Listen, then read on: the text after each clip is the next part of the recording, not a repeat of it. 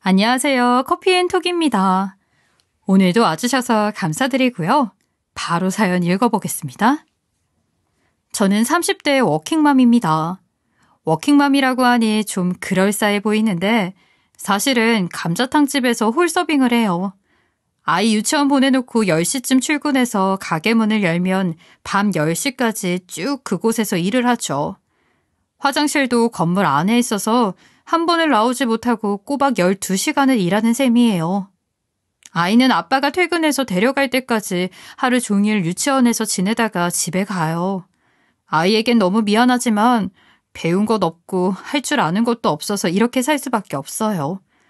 아빠 직장도 별 볼 일 없어서 쥐꼬리만한 월급으로는 아이 하나 키우기도 벅차거든요. 그나마 가끔 밀리기도 하고요. 일은 좀 굳어도 이렇게 나와 일하면 월급은 제법 되기 때문에 다음에 더 큰 집으로 이사할 꿈도 꿀 수 있어 좋아요.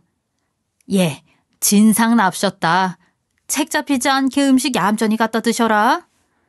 또 하나 이 직업을 제가 좋아하는 이유는 든든한 직장 동료 때문이에요. 이 직장에 저를 소개해주고 물심양면으로 도와주시는 분이 있는데요. 바로 저희 시어머니랍니다. 어머니가 주방에서 일하고 계시니 꼭 우리 가족이 운영하는 식당 같기도 하고 너무 즐겁게 일하고 있어요. 손님 없을 땐 맛있는 것도 사다 먹고 같이 사장 흉도 보고 갑질 손님들 뒷담화도 하면서요. 프랜차이즈 식당이라 사장이 문 닫을 때쯤에만 잠깐 얼굴을 비추거든요. 완전히 직원들 세상이죠.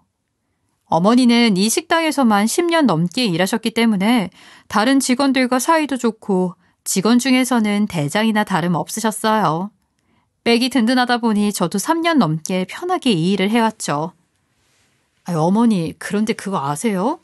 아주버님 여자 생기신 것 같아요.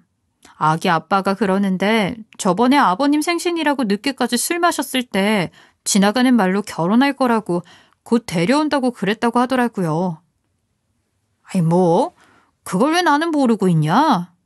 아이고, 여태 장가도 못 가고 속썩이더니 갑자기 결혼한다고 주정을 했대? 에휴, 지켜볼 노릇이지. 걔가 하는 일이 다 그렇지 않니? 어머님은 아주버님에 대한 신뢰가 별로 없으셨어요. 워낙 어릴 적부터 엄한 시아버님 밑에서 자라 자기 주관도 없고 똑부러지게 뭘 추진하는 분도 아니긴 하셨거든요. 대학도 성적 맞춰가고 대학 졸업해도 어딜 취직해야 할지 몰라 석사 박사까지 하고 박사 받고도 뭘 해야 할지 몰라 학교에 남아 시간 강사하는 분이었으니까요. 말이 좋아 강사지 30년 넘게 공부한 것 치고는 너무 형편없는 월급에 지위에. 암튼 어머니의 신뢰를 잃은 지 오래였어요. 아휴, 그래도 아주버님이 그렇게 공부 많이 하셨는데 아무나 골랐겠어요. 솔직히 전 기대되는 거 있죠. 막 부잣집 외동딸 이런 분 데려와서 깜짝 놀라게 할 것 같기도 하고. 부잣집 외동딸이 미쳤냐? 걔는 그냥 혼자 사는 게 여러 사람도 없는 거야. 돈을 벌 줄을 알아? 사회생활을 할 줄 알아? 또 누구 허리 휘게 하려고? 혹시 생활력 엄청 강한 너 같은 며느리감이라면 모를까? 어머니는 혹시 또 아주버님한테 돈 들어갈 일이 생길까 그 걱정이 더 먼저신 것 같더라고요. 자식을 30년을 가르치다 보니 어머니가 식당 일을 하신 것도 30년이 되었고 이제 지치실 만도 했죠. 저희 남편이야 공부 쪽으로는 영 재능이 없어서 일찌감치 전문대 나와 적당한 직장 다니고 있다 쳐도 아주버님은 그만큼 투자 받으셨으니 이제 좀 갚으셔야 할 텐데 하는 마음이 들긴 했어요. 그리고 몇 주 후 제가 기대했고 어머니가 우려했던 일이 현실로 나타났어요. 아주버님께서 결혼을 약속한 여자가 있다면서 저녁 식사에 초대한 거 있죠. 첫 인사라고 근사한 중국식 레스토랑에 방을 잡아뒀다고 하더라고요. 나이는 저보다 3살 많고 미술 전공했어요. 유학도 갔다 왔고 조소라고 조각이랑 소조를 그냥 미대 교수라고 생각하시면 돼요. 부모님도 2분 다 고등학교 교사셨고 지금은 은퇴하셔서 귀농해서 사세요. 식구들한테는 미안한데 여러 가지로 내가 좀 딸려서 아버지 이삿짐 센터가 되게 잘 된다고 뻥 좀 쳐놨어요. 뭐 세무조사 나올 것도 아니고 그렇게 알고 계시고 그냥 편하게 식사하시면 돼요. 아주버님은 식구들을 다 불러놓고 예비 형님에 대해 이런저런 이야기를 꺼내놓으셨어요. 이야기인즉슨 예비 형님은 학벌에 집안에 직업이 빵빵해 재력까지 어느 정도 갖춘 골드미스더라고요. 미대 조속과 교수인데 공부하고 일하다 보니 결혼이 늦어버렸대요. 아주버님과는 학교에서 만나 몇 개월 진지하게 만난 사이고요. 어서 들어오세요. 제가 학교 일만 하느라 사람들이 어디에 자주 가는지를 잘 몰라서 여기로 잡았는데 괜찮으신지 모르겠네요. 들어오다 보니까 비즈니스 모임이 많은 식당 같더라고요. 서로 아직은 어색한데 딱 좋은 분위기 같아요. 음식도 괜찮아야 할 텐데 많이들 드세요. 처음 만난 예비 형님은 정말 교수님처럼 무게감도 있고 형님 말에 자기도 모르게 따르게 되는 그런 분이었어요.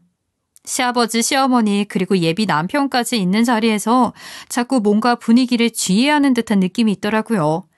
얼핏 학교 다닐 때 교장 선생님 느낌도 있고 평범하진 않다고 생각됐어요. 제가 다른 여자들처럼 다소곳한 성격은 아니에요. 작품을 많이 비평하다 보니까 좀 시니컬한 면도 있고 뭐랄까? 모든 현상을 바라볼 때 객관화하는 경향이 있다고 할까요? 그렇다 보니 자가당착에 빠지는 일은 없지만 그래서 친화력은 많이 부족한 편이죠. 조금 신랄한 면이 있더라도 이해해 주시면 감사하겠어요. 예비 형님은 마치 학생들을 앉혀놓고 수업하듯이 쉬운 말을 어렵게 해가며 딱딱하게 분위기를 만들었어요. 살가운 며느리는 아닐 거다. 좀 봐달라 하면 될 것을 왜 그렇게 돌려서 어렵게 이야기하는지. 덕분에 온 식구들은 맛있게 음식도 못 먹고 교장님 훈화를 들으며 벌을 서는 기분이었죠. 특히 어머니 표정이 안 좋으시더라고요. 한눈에 봐도 마음에 들지 않는 눈치셨어요. 아이 문자 써가며 자기가 뭐 어떻다고? 아이고, 똑같아. 네 아주버니 말이다. 속은 텅텅 빈 게 배웠다고 어려운 말만 주저리. 똑같은 것들끼리 아주 잘 만났네. 아니 지가 교수면 교수지. 시아버지가 멀쩡히 계신데 상석에 앉아서는 이래라 저래라. 얘 안 봐도 비디오다. 아주 숨막히는 며느님 하나 들이게 생겼어. 아휴. 잠깐 화장실에 가자고 저를 끌고 나오신 어머님은 불평을 하시더라고요. 저도 좀 특이한 사람이네 하고 생각했지만 그러려니 했어요. 식당에서 워낙 진상 손님들이 많이 만나서 그런지 그 정도는 약과다 싶기도 했죠. 어머니랑 같이 식당 일한다고요? 아니 아직 젊은데 다른 번듯한 직업을 가져보지. 왜 서빙을 해요? 학교 다닐 때 전공이 뭐였죠? 전공이요? 금융정보를 전공하긴 했죠. 공부 못해서 은행까진 못 갔지만요. 저 여상 나왔거든요. 식당에서 카운터도 같이 보고 있으니 그래도 전공은 살린 건가? 분위기 파악 못하고 저는 알맹이 없는 농담을 하고 말았어요. 상견례 자리에서 전공 물어보는 것도 웃기고 선생님처럼 지적질하는 것도 안 이꾸어서 저도 모르게 그런 말이 나왔죠. 다행히 영원한 제 편인 어머님은 재밌다고 웃어주셨어요. 어머, 그럼 고졸인 거예요? 요즘 세상에? 방송통신대나 사이버대학도 많은데 공부를 좀 더 하는 게 미래를 위해 더 유익한 투자가 되지 않겠어요? 아이도 있다면서요. 나중에 엄마 직업이 식당 직원이라고 하면 좀... 어머니도 듣고 계신데 형님이 아슬아슬하게 선을 넘으시더라고요. 똑똑하고 배운 게 많은 사람이 이야기하는데 무슨 대꾸가 필요한가 싶어 저는 아무 말 안 했어요. 그런데 어머니는 신기가 불편하신 모양이었어요. 직업에 무슨 기천이 있습니까? 공부 많이 해도 밥벌이 제대로 못하는 것보다 당장 뭐라도 해서 생활에 보탬이 되는 게 중요하지. 새끼들도 엄마가 돈 벌어오는 걸 좋아하지. 별 볼 일 없는 졸업장만 쳐다보는 걸 어디 좋아할까요? 어머님의 따끔한 질책에 순간 분위기가 숙연해졌어요. 어머니도 진상 손님을 대하는 30년 내공이 있으신 분이라 시원하게 말씀을 잘하시더라고요. 그래서 저는 존경스럽게 바라보며 소리 없는 박수를 보냈는데 가만히 계시던 시아버님은 못마땅하신지 큰 소리를 내셨어요. 어허, 어떤 자리라고 무식한 여편네가 아무 말이나 찌꺼리고. 틀린 말 하나 없구만 뭘 말이 많아. 다들 그만 얘기하고 조용히 식사나 마칩시다. 자리 마련한 사람 성의를 봐서. 시아버지는 평생을 어머니를 무시해온 분이셨는데요. 가방끈 긴 며느리가 마음에 드셨는지 새며느리 앞에서 어머니에게 면박을 주시더라고요. 저야 시집와서 늘 보던 장면이라 아무렇지 않았는데 예비 형님은 살짝 놀라신 표정이었어요. 시아버지가 이 거친 밀림의 제왕이라는 걸 눈치챈 것 같았죠. 그렇게 서로의 수를 다 드러내는 상견례가 끝나고 어머니와 저는 예비 형님 뒷담화를 하느라 한동안 더 재미있게 지냈어요. 솔직히 싸가지가 좀 없는 것 같기도 하고 저를 무시하는 형님이 좋게 보이진 않았으니까요. 그런데 그렇게 형님 이야기를 하면서 어머니와 제가 간과한 게 있었어요. 형님은 그냥 식당에 한 번씩 들르는 진상 손님이 아니라는 걸요. 우리와 새 가족이 될 뿐이라 뒷담화만 하고 넘어갈 수 없다는 걸 그때까지만 해도 놓치고 있었죠. 아이, 뭐라고? 약혼식? 요즘도 그런 걸 하냐? 아니, 결혼식 준비만 해도 호텔에서 한다 어쩐다 해서 허리가 휠 지경인데. 무슨 약혼식을 또 해? 본격적인 가족이 되기도 전에 예비 형님과 시어머니의 갈등은 시작됐어요. 형님이 아주버님에게 약혼식을 올리고 싶다고 했는데 어머니가 반대를 하신 거죠. 어머니는 평생 고생만 하셔서 허투루 돈 쓰는 걸 너무 싫어하시는데 어머니 기준에서는 약혼식이 쓸데없는 허례허식이었던 거예요. 솔직히 나도 그 정도는 해주고 싶어요. 둘 다 늦은 결혼이잖아. 무슨 재혼도 아니고 소리 없이 조용히 가족끼리. 그런 거 나도 너무 미안하고 그냥 좋은 날 좋은 데서 사진이나 찍어두게 약혼식 준비해 주세요. 아이고, 좋은 날 좋은 데서? 그럼 네가 준비해라. 돈 한 푼 안 들이고 장가가는 주제. 그 정도는 해주고 싶다고? 너는 언제까지 엄마 주머니를 다 털어가야 속이 사람 노릇하겠냐? 아주버님은 물론 예비 형님에 대한 시어머니의 불만은 약혼식 문제로 최고조에 달했어요. 어머니는 식당에서 저랑 눈만 마주치면 형님 욕을 하면서 그 불만을 다 쏟아내셨죠. 걔는 배웠다는 애가 구닥다리처럼 약혼식 얘기는 꺼내고 난리야. 하여튼 헛똑똑이야 헛똑똑이. 안 그래도 늦게 하는 결혼식이나 점잖게 치르고 빨리 자리 잡을 생각을 해야지. 아이고. 그러게요. 요즘 누가 약혼식을 나이가 있으셔서 그런지 아니면 교수님이라 그런지 생각하는 게 되게 옛날스럽긴 해요. 이러다가 결혼식도 전통을로 하자고 하는 거 아니에요? 그런데 하필 그 이야기를 예비 형님이 엿듣고 말았어요. 아주버님께 어머니가 약혼식 이야기를 듣고 좋게 생각하지 않으셨다는 이야기를 듣고 잘 보이려고 형님이 식당에 들렀는데 마침 그때 어머니랑 제가 아무 생각 없이 계속 형님 이야기를 하고 있었던 거죠. 형님을 보자마자 저도 모르게 어서 오세요를 외친 저는 형님인 걸 눈치채고 심장이 멎는 줄 알았어요. 저는 다 같이 나눠 드시라고 음료수 좀 사왔는데 실례했습니다. 그럼 이건 놓고 갈게요. 파랗게 질린 형님은 사온 음료수를 놓고 걸음아 나 살려라 달려나가시더라고요. 큰 실수를 한 것 같아 저와 어머니는 안절부절했죠. 일이 손에 안 잡혀서 혼났어요. 잘못하고 처음에는 불안하다가도 곧 이렇게 만든 사람을 원망하는 게 또 사람의 본성이잖아요. 저 역시 구석에 몰리니까 연락이라도 미리 하고 오든지 저희 식당도 아니고 일하는 곳인데 배울 만큼 배운 사람이 참 경우가 없다며 형님을 원망하게 되더라고요. 야, 이 사람아. 어른이 돼서 채신머리 없이 며느리랑 짝짝꿍이 돼서 새며느리 흉을 봐? 애들도 아니고 이게 무슨 개망신이야? 됐고. 당장 가서 며느리한테 사과해. 주제를 알아야지. 어디서 나서길 나서. 대체 뭐가 그렇게 매사불만이야. 노총각 아들 좋은 장가 자리 보내면 며느리 얻고 다닐 판에. 평생을 무식 가고 답답해요. 평생을. 꼴 보기 싫으니까 당장 나가. 퇴근해서 시댁에 가보니 그 사이 예비 형님이 다 말을 해놨는지 시아버지가 노발대발하고 계셨어요. 종일 일하고 물에 젖은 손처럼 온몸이 축 늘어져 집에 들어갔으면서도 어머니는 시어머니의 호통에 한마디도 대꾸하지 못하시더라고요.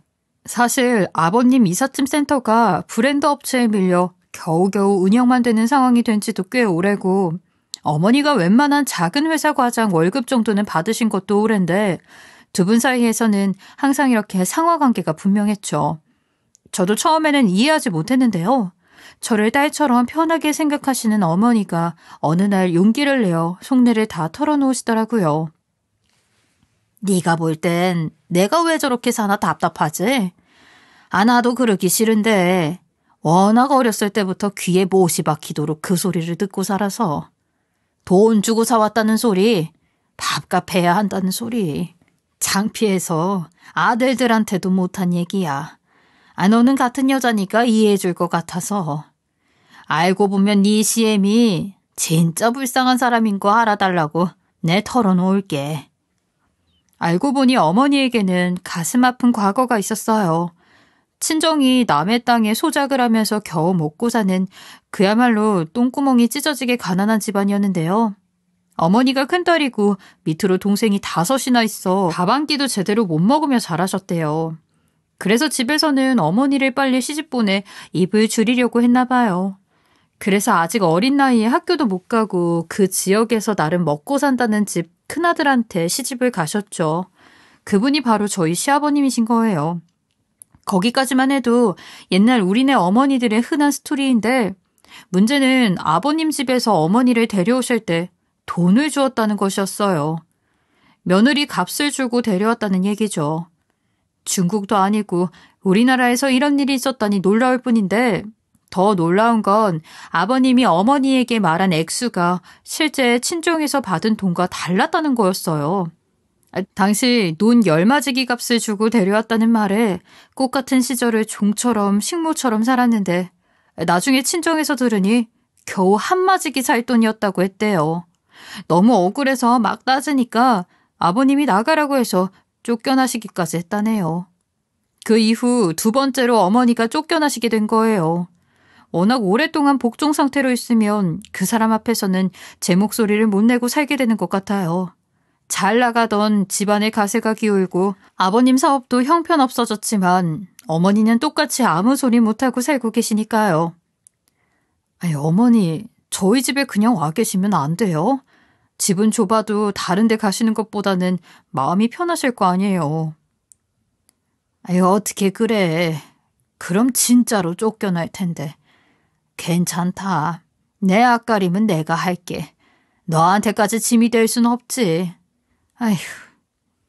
저도 아버님 눈밖에나 똑같은 처지가 됐지만 그래도 일하고 가서 쉴 집은 있는데 어머니는 어쩌실 건가 걱정이 됐어요. 어머니는 결국 저희 집에 오지 않고 아는 아주머니가 혼자 사신다고 거기서 일주일만 버텨보겠다고 하시더라고요. 오히려 잘 됐지. 삼시세끼 차려 먹을 줄도 모르는 양반인데 누가 더 손해인가 이제 좀 깨닫지 않겠니? 그렇게 어머니와 저는 아버님의 엄포 아래 시댁에서 매장이 되고 말았지만 솔직히 엄청 속상하지는 않았어요. 돈 벌 능력이 안 되는 것도 아니고 아버님 마음대로 하셔봤자 불편한 건 아버님뿐이라는 걸 알게 해드리고도 싶었으니까요. 놀라운 건 예비 형님이 이 상황을 기회로 삼았다는 거였어요. 밀림의 제왕인 아버님 등 뒤에서 자기가 하고 싶은 걸 다 할 수 있는 기회. 결국 이 사건을 계기로 예비 형님은 시어머니 저 대신 시댁을 수시로 드나들면서 목소리를 키워갔고 양가 가족들을 다 모아놓고 약혼식을 했답니다. 형님이 그렇게 하시는 동안 어머니와 저는 입도 뻥끗할 수 없었어요. 심지어 어머니는 쌈짓돈 돈 1,000만 원을 들여가며 약혼식을 치러주셨는데도 말이에요. 에휴, 두고 보자. 지가 아무리 잘났어도 시어머니 무시하고 제 마음대로 다 할 수 있는지 한번 두고 보자고. 어머니는 아버님과 예비 형님에 대한 분노가 쌓여가셨고 저도 형님이 점점 더 얄밉게 보이더라고요. 거기서 끝냈으면 그나마 나았을 텐데 예비 형님은 갈수록 도가 지나쳤어요. 그리고 드디어 말도 안 되는 사건이 터져버리고 말았죠. 시댁이라고 넉넉지 못한 형편이라 특별한 건 해줄 게 없고 뭐 필요한 거 있으면 말해봐라. 할 수 있는 한 내 노력을 해보마. 약혼식을 축하하는 덕담으로 아버님이 예비 형님에게 이런 말씀을 하셨었는데요. 다들 형식적인 인사말처럼 들었는데 형님은 아니셨나 보더라고요. 얼마 후 시어머니에게 전화를 해서 대놓고 돈을 요구하셨다고 해요. 어머니는 너무 기가 막혀서 몸둘 바를 모르셨죠. 아, 나 참 기가 막혀서 우리가 금며느리를 모셔오는 것도 아니고 무슨 품위 유지비? 아, 어이가 없어 기절하겠다 정말. 네? 품위 유지비요? 그 무슨 말씀이세요? 아니, 네 형님 되래 말이다. 전화로 다짜고짜 집은 어떻게 하실 거냐고 하더라. 그래서 집은 너희들이 알아서 해야지 나한테 왜 묻냐 했더니 예상을 못했는지 잠깐 말을 안 하더라고. 그러더니 알겠으니까 그럼 자기 교수 활동하는데 도움을 주기로 네 시아버지 그리고 아주버니랑 약속을 했으니 매달 얼마씩 지원해 줄 수 있냐고 하는 거야. 이게 말이냐 방기냐? 그놈의 자식은 대체 뭔 소리를 해서 애를 꼬셨길래 엄마가 이런 일을 겪게 해? 너무 어이가 없어서 내가 오늘 일 끝나고 얼굴 보고 얘기하자고 했다. 아니, 너도 같이 가자. 응? 내가 또 그 여시한테 말발로 밀리면 큰일이잖니. 다 큰 아들놈 30년을 매달 용돈에 학비 주면서 사는 것도 징글징글한데 이제 며느리까지? 아이고, 나는 못 산다, 못 살아. 사실 그때까지만 해도 어머님 말씀이 사실인지 아닌지 긴가민가 했었어요. 설마 예비 며느리가 대놓고 그런 소리를 했을까 싶어서요. 반신반의하는 심정으로 일을 마치고 어머니와 함께 약속 장소인 식당 근처 호프집으로 갔는데요. 형님이 미리 와서 앉아 계시더라고요. 오셨어요? 동서도 왔네. 저기요, 여기 생맥주 3잔하고 치킨 한 마리 주세요. 여기 이거 포크 좀 새 걸로 갖다 주시고요. 아우, 가게가 왜 이렇게 더러워? 하여튼 가게 수준하고는. 지나가는 말처럼 중얼거려서 어머니는 못 들으신 모양인데 저는 분명히 들었어요. 형님은 불만이 터져나오는 걸 절대 숨기지 않을 사람이라는 걸 직감할 수 있었죠. 아니나 다를까 술이 나오기도 전에 단도직입적으로 할 말을 시작하더군요. 어머니, 제가 집 해달라, 예물 좋은 거 해달라 안 하잖아요. 그건 아시죠? 뭐? 아들 장가 보낼 때 꼭 집 해주고 예물 해줘야 한다는 법이라도 있냐? 형편껏 하는 거지. 너도 쭉 봤으면 알 거 아니냐. 우리 며느리 드린다고 이거 사주고 저거 사주고 그럴 형편으로 보이냐? 똑똑한 애가 왜 이렇게 답답한 소리를 해? 어머니, 제가 왜 결혼 결심한 줄 아세요? 학교에서 교수가 시간 강사랑 결혼하는 거 그거 이해할 사람 아무도 없어요. 그런데 그이가 대놓고 아버지 사업이 잘 된다며 교수직 유지하는 데 도움이 될 거라고 하대요. 미대 교수 되는 것도 힘들지만 유지하는 건 더 힘들다는 거 알긴 하세요? 전시회도 열고 제자들 챙기고 학회 열고 논문 쓰고 그거 다 하려면 교수 월급으로는 턱도 없어요. 저희 집에서 그동안 쭉 도와주셨는데 이제 결혼하니까 어머니가 대신 해주셔야죠. 제가 공부를 더 시켜달래요? 애들을 봐달래요? 그 정도는 아들하고 레벨 안 맞는 며느리한테 당연히 해줄 수 있는 거 아니에요? 뭐라고? 너는 교수나 된다는 애가 생각이 왜 그렇게 썩어먹었냐? 내 아들하고 결혼하니까 며느리인 거지. 내가 아들보다 나은 며느리 데려와서 무슨 덕을 보겠다고 그걸 돈으로 갚아? 난 모르니까 너희들끼리 해결해. 품위 유지비가 필요하다고? 아이고, 내 살다 별소리를 다 들으면서 아들 장가 보낸다. 그때 예비 형님이 뚜껑이 열렸는지 완전히 선을 넘으셨죠.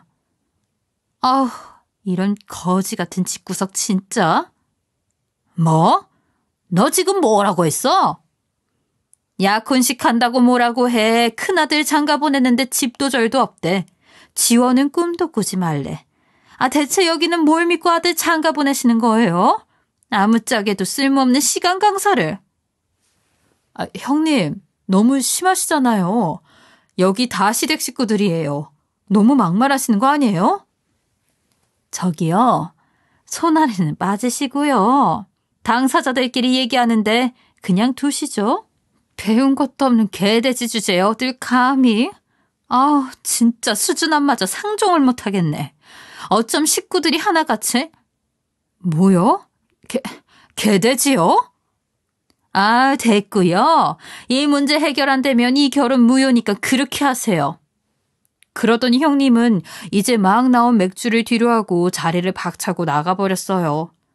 오래 살다 보니 이렇게 말도 안 되는 상황도 겪게 된다며 어머니가 분노하셨고 저도 속이 뒤집힐 것 같았어요. 제가 아무리 못 배우고 없이 살아도 평생 이런 모욕적인 말은 처음 들어봤거든요. 너무 충격적이었죠.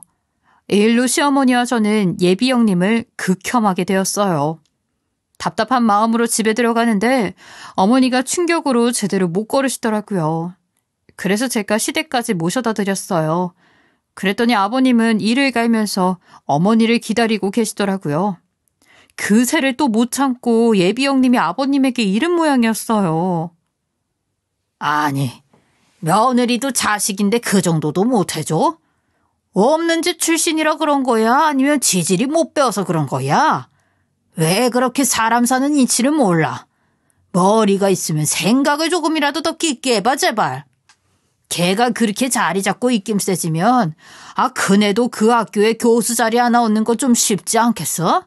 그럼 교수 아들 생기는 건데 어째 그렇게 사람이 앞만 보고 오물박 세상을 넘겨볼 줄 몰라. 암튼 앞으로 큰며느리한테 한 달에 200씩 보내. 나중에 큰애가 자리 잡으면 그땐 너희들이 알아서 하라 했으니까 그렇게 알고. 알았어? 아이 무식한 여편네야.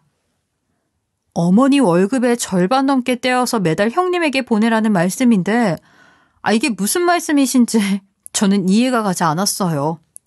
어머니가 왜 그렇게 하셔야 하는지, 왜 교수나 되고 집안도 좋다는 형님이 그걸 기어코 받으려고 하시는지 알 수 없었죠. 어머니는 체념한 듯 아무 말씀도 없으셨고 집에 와서 남편에게 이야기하니 도리어 저를 야단치더라고요. 형수한테 왜 그랬어? 솔직히 틀린 말도 아니잖아. 그런 사람이 왜 우리 집 같은데 시집을 오려고 하겠어.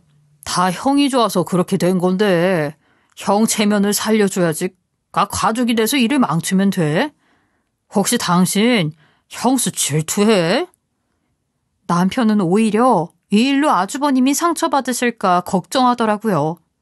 아니나 다를까 그 말이 끝나자마자 아주버님이 남편에게 전화해서 다짜고짜 뭐라고 하시는 거였어요. 자세히는 못 들었지만 엄마는 그렇다 치고 재수 씨는 왜 그러냐, 사람들이 왜 내 앞길을 막냐, 뭐 그랬던 것 같아요. 나중에 어머니한테 들으니 어머님한테도 막 뭐라고 하셨더라고요. 아버지를 꼭 빼닮아서 아들 둘 다 정이 안 간다는 어머니 말씀이 너무 씁쓸하게 다가왔어요.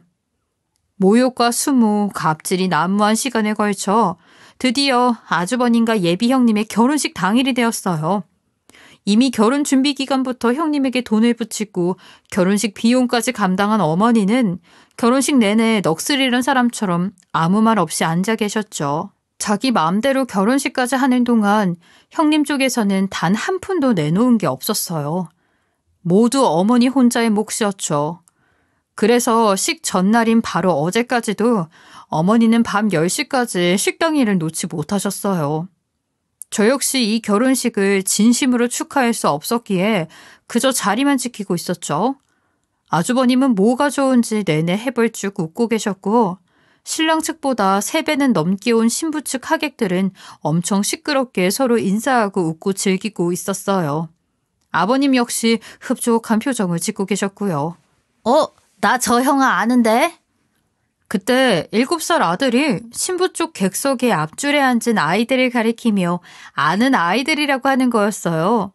그러고 보니 그 많은 하객 중에 유일한 애들이라 눈에 띄긴 했어요. 알긴 어떻게 알아. 자, 조용히 앉아있자. 아닌데, 나 아는데. 저렇게 3명 똑같은 인형 봤잖아. 엄마도 봤잖아. 무슨 소리인가 해서 아이들을 자세히 들여다보니 정말 어디선가 본 얼굴들이었어요. 10살이 넘은 듯한 긴 머리의 여자아이와 누나를 쏙 빼닮은 안경 쓴 남자아이, 그리고 뽀글뽀글 파마가 인상적인 가장 어린 남자아이까지 어디서 봤더라 하고 기억을 떠올려 보려는데 마침 아이가 이야기를 해주더라고요. 그거 삼촌 신부 아줌마 가방에 그거 인형 3개 있잖아.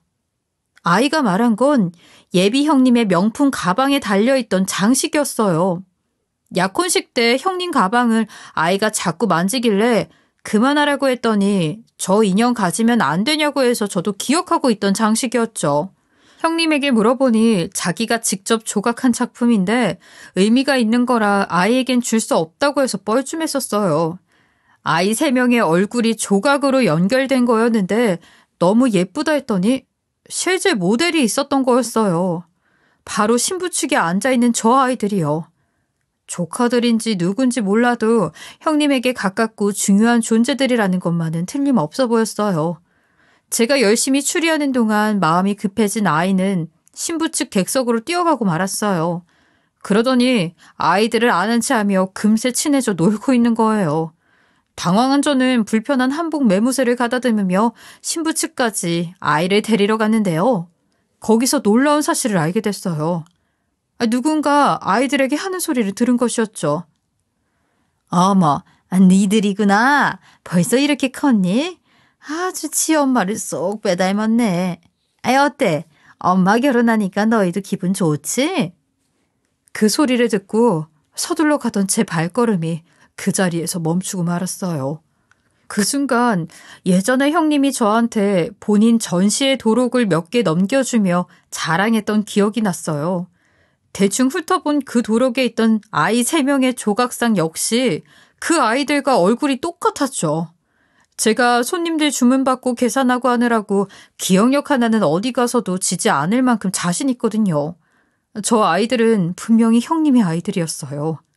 어린애들인데 얌전하게 앉아서 형님 가방에 달린 인형처럼 엄마만 바라보고 있었죠. 저는 완벽한 단서를 잡기 위해서 조심스럽게 아들에게 다가가 아이들에게 말을 걸었어요. 여기서 뭐해? 아는 누나 형아 만나서 반가웠구나. 얘들아 안녕? 너희들 예쁜 옷 입었네. 엄마가 결혼식 한다고 사주셨어? 그랬더니 아이들이 일제히 네라고 대답하더라고요. 그래서 저는 바로 아이들에게 말했죠. 엄마 오늘 너무 예쁘지? 그럼 엄마가 더 행복하게 엄마 너무 예뻐요 해드리고 와. 엄마가 너무 좋아하시겠다. 그랬더니 아이들이 일제히 눈이 동그래져서 저를 쳐다보더라고요. 그래도 되냐는 표정 같았어요. 괜찮아. 오늘처럼 기쁜 날에는 그렇게 해도 되는 거야. 누가 갔다 올래? 너희 셋이 함께 다녀올래? 얼마나 교육을 받았는지 아이들은 한참을 망설이더니 셋이 손을 잡고 일어서더라고요. 마침 형님이 신부 입장을 위해 단상 아래로 등장하셨고 아이들은 그곳으로 달려갔어요. 좋은 구경을 놓칠 수 없어 저도 아이들 데리고 빨리 따라갔고 마침 눈이 마주친 어머니에게 이리 오시라 급하게 손짓했죠. 얼떨결에 신부 근처에 저 어머니 그리고 아이들이 모여있게 된 거예요. 신부 입장을 보려고 하객들의 시선이 집중된 바로 그곳에요. 형님은 당황한 모습이 역력했어요. 그리고 아무것도 모르는 아이들이 엄마를 와라 껴안으며 큰 소리로 외쳤죠. 엄마 너무 예뻐요. 순간 결혼식장에는 정적이 흘렀고 형님은 달라붙은 아이들을 내치며 어쩔 줄 몰라 했어요. 그러다 갑자기 저한테 다가와 다짜고짜 머리채를 붙잡았죠. 야, 네가 시켰냐? 네가 애들 꼬드긴 거야? 이런 미친 게? 그 모습을 본 시어머니도 형님의 머리채를 잡고 흔들었고 결혼식은 난장판이 되었어요. 남편과 시아버님, 아주버님까지 와서 저희를 말렸지만 웬일인지 신부 측에선 한 명도 나서서 말리는 사람이 없더라고요. 어머니, 이 여자 쟤네 엄마예요. 아이가 셋이나 된다고요. 이 결혼 사기예요.